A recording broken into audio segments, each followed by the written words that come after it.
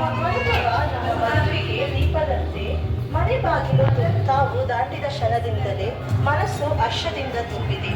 ಈ ಸಿಹಿ ಕ್ಷಣ ಸ್ಮರಣೆಯಾಗಲಿ ಸದಾ. ಹೃದಯಪೂರ್ವಕವಾಗಿ ಬಂದಿರುವ ಎಲ್ಲ ಹಿರಿಯರಿಗೂ ಸ್ವಾಗತಿಸುತ್ತೇನೆ. ವೆಲ್ಕಮ್.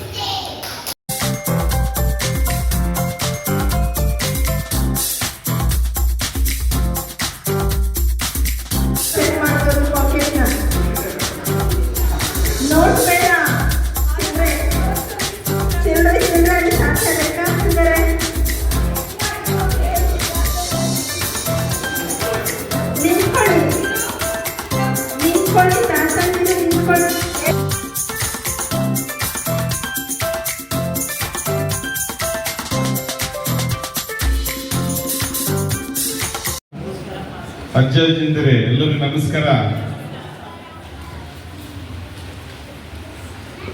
ಈ ಎರಡು ಮಾತುಗಳನ್ನ ಆಡಲು ಅನುವು ಮಾಡಿಕೊಟ್ಟಂತ ಸಿಸ್ಟರ್ಸ್ ವಂದನೆಗಳನ್ನು ಸಲ್ಲಿಸುತ್ತಾ ಹಾಗೂ ಇವತ್ತಿನ ಮುಖ್ಯ ಅತಿಥಿಗಳು ವೈದ್ಯರು ಡಾಕ್ಟರ್ ವಂದಿಸುತ್ತಾ ನಾನು ಎರಡು ಮಾತುಗಳನ್ನ ಪ್ರಾರಂಭಿಸ್ತೇನೆ. ಕಾಲ ಒಂದಿತ್ತು ಈಗಿನಂತೆ ಅಜ್ಜ ಅಜ್ಜಿಯರ ದಿನವಿರಲಿಲ್ಲ.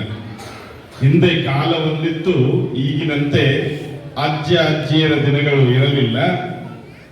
ಕಾಲ ಒಂದಿತ್ತು ಹಿರಿಯರಿದ್ದ ಮನೆಯೇ ಸ್ವರ್ಗವೆಂದೆನಿಸುತ್ತಿತ್ತು. ಕಾಲ ಒಂದಿತ್ತು ಹಿರಿಯರಿದ್ದ ಮನೆಯೇ ಸ್ವರ್ಗವೆಂದೆನಿಸುತ್ತಿತ್ತು. ಕಾಲ ಒಂದಿತ್ತು ಅವರು ಮನೆಯಲ್ಲಿ ಇದ್ದರೆ ಸಾಕು, ಅದುವೇ ನಂದ ಗೋಕುಲವೆಂದೆನಿಸುತ್ತಿತ್ತು. ಆದರೆ ಕಾಲ ಈಗ ಬಂದಿದೆ, ಹಿರಿಯರು ಮನೆಯಲ್ಲಿದ್ದರೆ ಬೇಜಾರು. ಕಾಲವೊಂದು ಬಂದಿದೆ, ಹಿರಿಯರು ಮನೆಯಲ್ಲಿದ್ದರೆ ತಲೆಬಿಸಿ. ಕಾಲವೊಂದು ಬಂದಿದೆ, ಆಧುನಿಕತೆಯ ಒಂದು ಜಗತ್ತಿನಲ್ಲಿ ಅನಾಗರಿಕತೆ ಜಾಸ್ತಿ ಆಗ್ತದೆ. ಹೌದಾ ಅಲ್ವಾ?